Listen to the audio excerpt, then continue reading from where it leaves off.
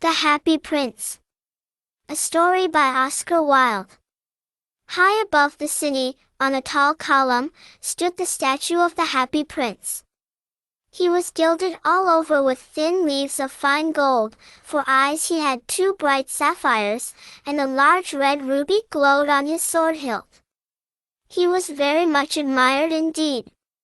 "He is as beautiful as a weathercock," remarked one of the town councillors who wished to gain a reputation for having artistic tastes. "Only not quite so useful," he added, fearing lest people should think him unpractical, which he really was not. "Why can't you be like the Happy Prince?" asked a sensible mother of her little boy who was crying for the moon. "The Happy Prince never dreams of crying for anything." "I am glad there is someone in the world who is quite happy," muttered a disappointed man as he gazed at the wonderful statue. "He looks just like an angel," said the charity children as they came out of the cathedral in their bright scarlet cloaks and their clean white pinafores. "How do you know?" said the mathematical master. "You have never seen one." "Ah! But we have, in our dreams," answered the children, and the mathematical master frowned and looked very severe, for he did not approve of children dreaming. One night there flew over the city a little swallow. His friends had gone away to Egypt 6 weeks before, but he had stayed behind, for he was in love with the most beautiful reed. He had met her early in the spring as he was flying down the river after a big yellow moth, and had been so attracted by her slender waist that he had stopped to talk to her. "Shall I love you?" said the swallow, who liked to come to the point at once, and the reed made him a low bow. So he flew round and round her, touching the water with his wings, and making silver ripples. This was his courtship, and it lasted all through the summer. "It is a ridiculous attachment," twittered the other swallows. "She has no money, and far too many relations," and indeed the river was quite full of reeds. Then, when the autumn came, they all flew away. After they had gone he felt lonely, and began to tire of his lady love. "She has no conversation," he said, "and I am afraid that she is a coquette, for she is always flirting with the wind." And certainly, whenever the wind blew, the reed made the most graceful curtsies. "I admit that she is domestic," he continued, "but I love traveling, and my wife, consequently, should love traveling also. Will you come away with me?" he said finally to her, but the reed shook her head, she was so attached to her home. "You have been trifling with me," he cried. "I am off to the pyramids. Goodbye," and he flew away. All day long he flew, and at night time he arrived at the city. "Where shall I put up?" he said. "I hope the town has made preparations." Then he saw the statue on the tall column. "I will put up there," he cried. "It is a fine position, with plenty of fresh air." So he alighted just between the feet of the Happy Prince. "I have a golden bedroom," he said softly to himself as he looked round, and he prepared to go to sleep, but just as he was putting his head under his wing a large drop of water fell on him. "What a curious thing!" he cried. "There is not a single cloud in the sky, the stars are quite clear and bright, and yet it is raining. The climate in the north of Europe is really dreadful." The reed used to like the rain, but that was merely her selfishness. Then another drop fell. "What is the use of a statue if it cannot keep the rain off?" he said. "I must look for a good chimney pot," and he determined to fly away. But before he had opened his wings, a third drop fell, and he looked up, and saw, ah! What did he see? The eyes of the Happy Prince were filled with tears, and tears were running down his golden cheeks. His face was so beautiful in the moonlight that the little swallow was filled with pity. "Who are you?" he said. I am the happy prince." "Why are you weeping then?" asked the swallow. "You have quite drenched me." "When I was alive and had a human heart," answered the statue, "I did not know what tears were, for I lived in the palace of Sans-Souci, where sorrow is not allowed to enter. In the daytime I played with my companions in the garden, and in the evening I led the dance in the great hall. Round the garden ran a very lofty wall, but I never cared to ask what lay beyond it. Everything about me was so beautiful. My courtiers called me the happy prince, and happy indeed I was, if pleasure be happiness. So I lived, and so I died. And now that I am dead they have set me up here so high that I can see all the ugliness and all the misery of my city, and though my heart is made of lead yet I cannot choose but weep." "What? Is he not solid gold?" said the swallow to himself. He was too polite to make any personal remarks out loud. "Far away," continued the statue in a low musical voice, "far away in a little street there is a poor house. One of the windows is open, and through it I can see a woman seated at a table. Her face is thin and worn, and she has coarse, red hands, all pricked by the needle, for she is a seamstress. She is embroidering passion flowers on a satin gown for the loveliest of the queen's maids of honor to wear at the next court ball. In a bed in the corner of the room her little boy is lying ill. He has a fever, and is asking for oranges. His mother has nothing to give him but river water, so he is crying. Swallow, swallow, little swallow, will you not bring her the ruby out of my sword hilt? My feet are fastened to this pedestal and I cannot move." "I am waited for in Egypt," said the swallow. "My friends are flying up and down the Nile, and talking to the large lotus flowers. Soon they will go to sleep in the tomb of the great king. The king is there himself in his painted coffin. He is wrapped in yellow linen, and embalmed with spices. Round his neck is a chain of pale green jade, and his hands are like withered leaves." "Swallow, swallow, little swallow," said the prince, "will you not stay with me for one night, and be my messenger? The boy is so thirsty, and the mother so sad." "I don't think I like boys," answered the swallow. "Last summer, when I was staying on the river, there were two rude boys, the miller's sons, who were always throwing stones at me. They never hit me, of course, we swallows fly far too well for that, and besides, I come of a family famous for its agility, but still, it was a mark of disrespect." But the happy prince looked so sad that the little swallow was sorry.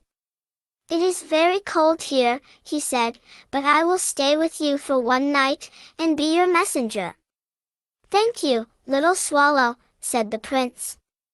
So the swallow picked out the great ruby from the prince's sword, and flew away with it in his beak over the roofs of the town. He passed by the cathedral tower, where the white marble angels were sculptured. He passed by the palace and heard the sound of dancing. A beautiful girl came out on the balcony with her lover. "How wonderful the stars are," he said to her, "and how wonderful is the power of love.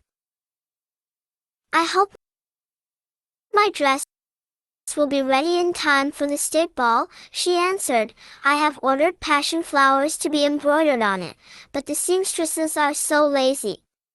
He passed over the river, and saw the lanterns hanging to the masts of the ships. He passed over the ghetto, and saw the old Jews bargaining with each other, and weighing out money in copper scales. At last he came to the poor house and looked in. The boy was tossing feverishly on his bed, and the mother had fallen asleep, she was so tired. In he hopped, and laid the great ruby on the table beside the woman's thimble. Then he flew gently round the bed, fanning the boy's forehead with his wings. How cool I feel, said the boy. I must be getting better, and he sank into a delicious slumber. Then the swallow flew back to the happy prince, and told him what he had done. It is curious, he remarked, but I feel quite warm now, although it is so cold. That is because you have done a good action, said the prince. And the little swallow began to think, and then he fell asleep. Thinking always made him sleepy.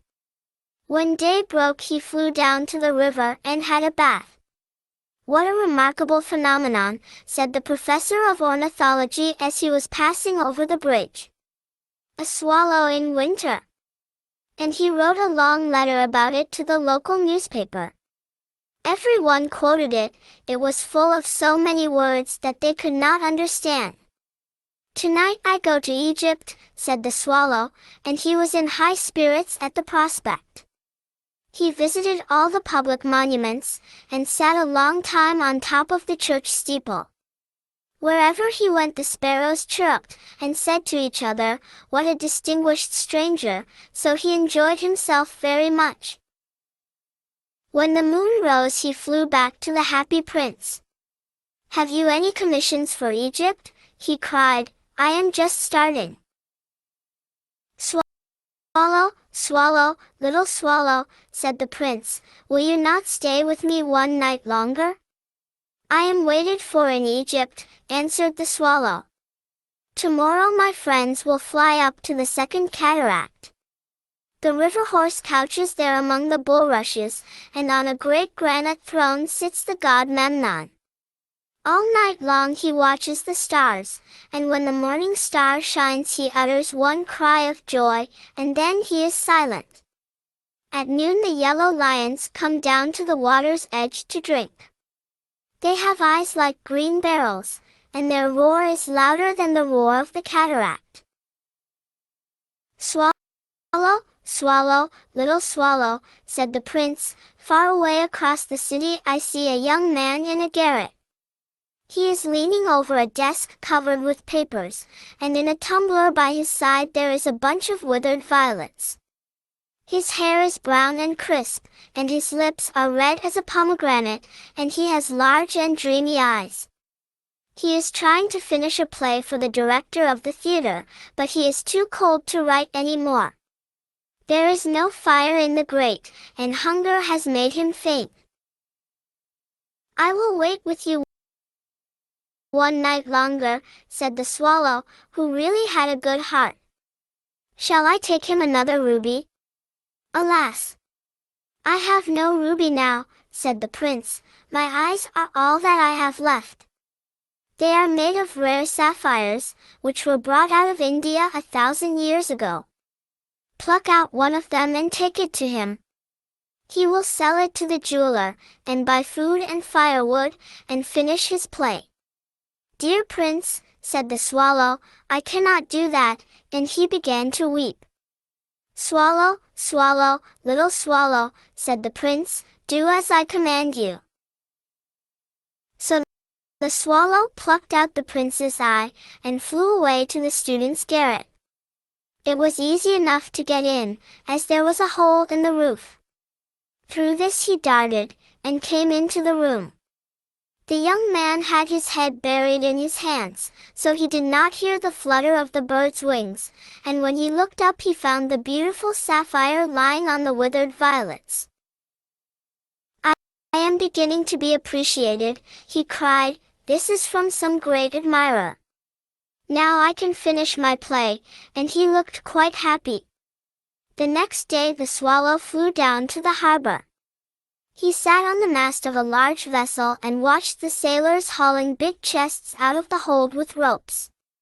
Heave ahoy, they shouted as each chest came up. I am going to Egypt, cried the swallow, but nobody minded, and when the moon rose he flew back to the happy prince. I am come to bid you goodbye, he cried. Swallow, swallow, little swallow, said the prince, will you not stay with me one night longer? It is winter, answered the swallow, and the chill snow will soon be here. In Egypt the sun is warm on the green palm trees, and the crocodiles lie in the mud and look lazily about them. My companions are building a nest in the temple of Baalbek, and the pink and white doves are watching them and cooing to each other.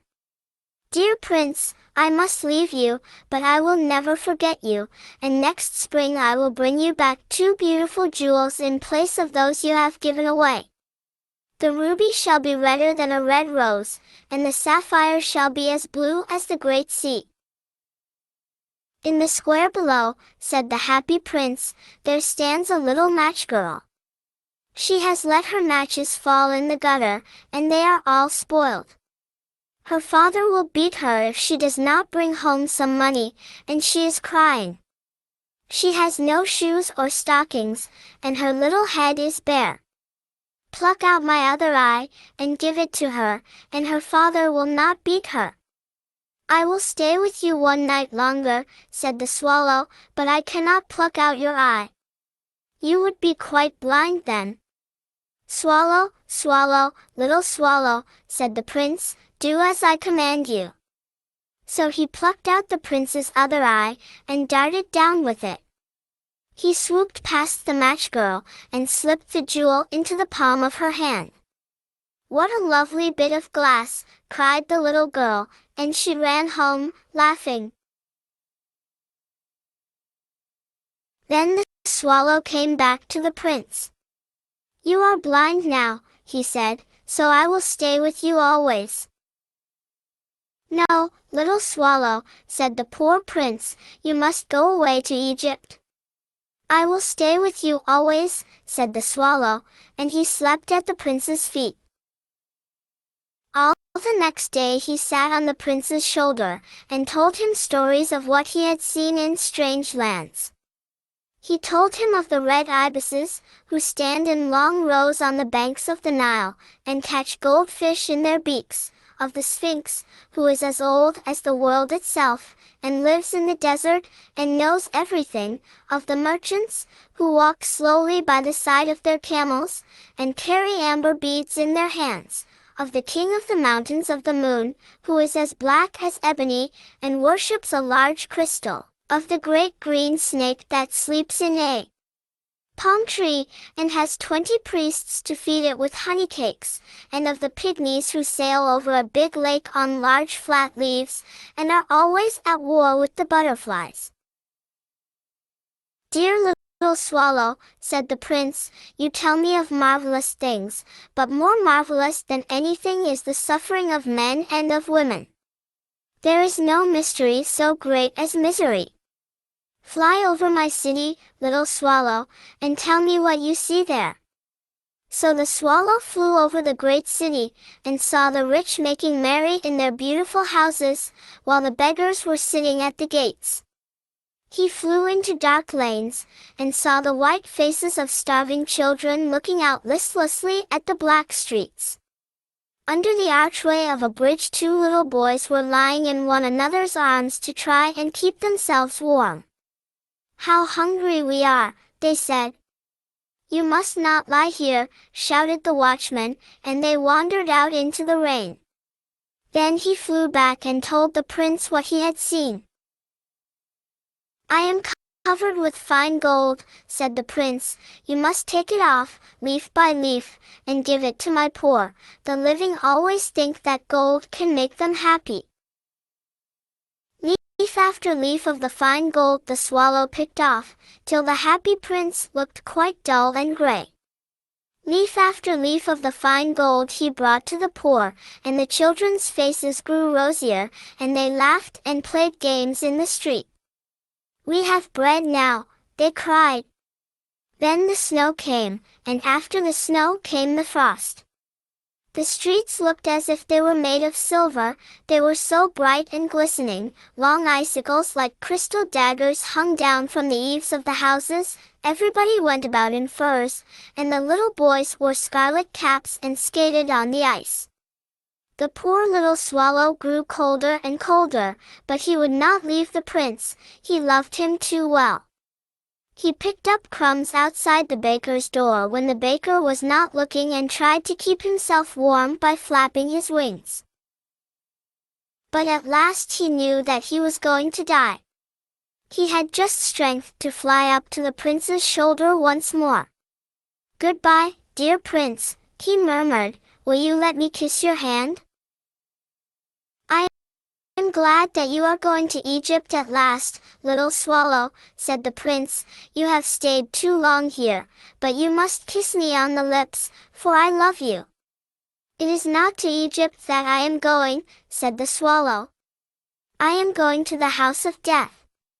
Death is the brother of sleep, is he not?"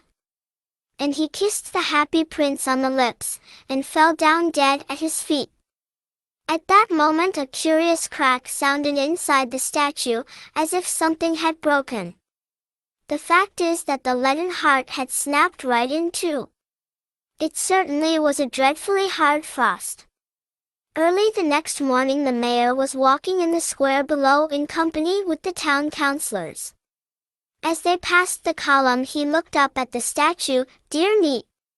How shabby the happy prince looks," he said. "How shabby indeed," cried the town councillors, who always agreed with the mayor, and they went up to look at it. "The ruby has fallen out of his sword, his eyes are gone, and he is golden no longer," said the mayor. "In fact, he is little better than a beggar." "Little better than a beggar," said the town councillors. "And here is actually a dead bird at his feet," continued the mayor. "We must really issue a proclamation that birds are not to be allowed to die here." And the town clerk made a note of the suggestion. So they pulled down the statue of the happy prince. "As he is no longer beautiful, he is no longer useful," said the art professor at the university. Then they melted the statue in a furnace, and the mayor held a meeting of the corporation to decide what was to be done with the metal. "We must have another statue, of course," he said, "and it shall be a statue of myself." "Of myself?" said each of the town councillors, and they quarreled. When I last heard of them, they were quarreling still. "What a strange thing," said the overseer of the workmen at the foundry. "This broken lead heart will not melt in the furnace. We must throw it away." So they threw it on a dust heap where the dead swallow was also lying. "Bring me the two most precious things in the city," said God to one of his angels, and the angel brought him the leaden heart and the dead bird. "You have rightly chosen," said God, "for in my garden of paradise this little bird shall sing forevermore, and in my city of gold the happy prince shall praise me." The end.